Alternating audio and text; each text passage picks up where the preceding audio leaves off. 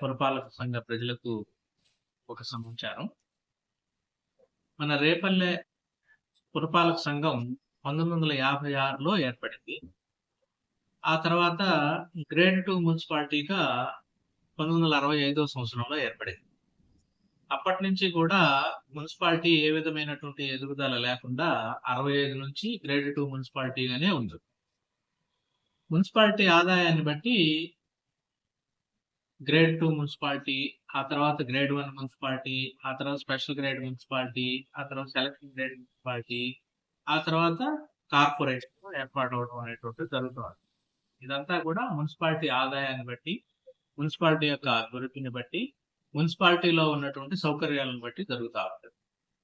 మరి మన revenue minister గారు అయినటువంటి శ్రీ అనగాని సత్యప్రసాద్ గారి వల్ల కృషి వల్ల రేపల్లెకి అనేక గ్రాంట్లు తీసుకొచ్చి అభివృద్ధి చెందించడం వల్ల 60 సంవత్సరాల తర్వాత ఈ రోజు మన రేపల్లె గ్రేడ్ 2 మున్సిపాలిటీ నుండి స్పెషల్ గ్రేడ్ మున్సిపాలిటీగా నోటిఫికేషన్ చేస్తూ ప్రభుత్వం వారు ఈ రోజు ఉత్తర్వులు జారీ చేసి ఉన్నారు.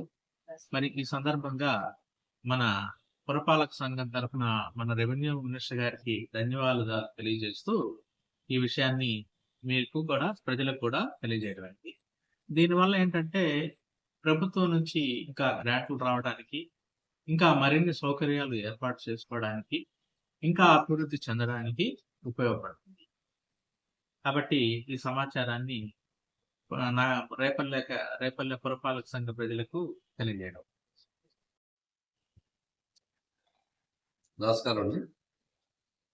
ఈ ఎక్సైజ్ స్టేషన్ రేపల్లె పరిధిలో వివిధ నేరాల్లో దొరికినటువంటి వాహనాలకి వేలం పాఠం రేపు 10వ తారీఖు నిర్వహించడం జరుగుతుంది. ఇందులో 2 వాహనాలు ఉన్నాయి. మోటార్ వెహికల్ ఇన్స్పెక్టర్ గారు అప్డేట్ రేట్ ప్రకారం బజాజ్ పల్సర్ ఒకటి ఉన్నది, అది 5,000 రూపాయలు. హీరో హోండా యాక్టివా ఒకటి ఉంది, 125 14,000 రూపాయలు. ఈ ఆక్షన్లో పాల్గొని వారికి అత్యధికంగా ఎవరైతే పాడుకుంటారో వాళ్ళకి ఇవ్వడం జరుగుతుంది.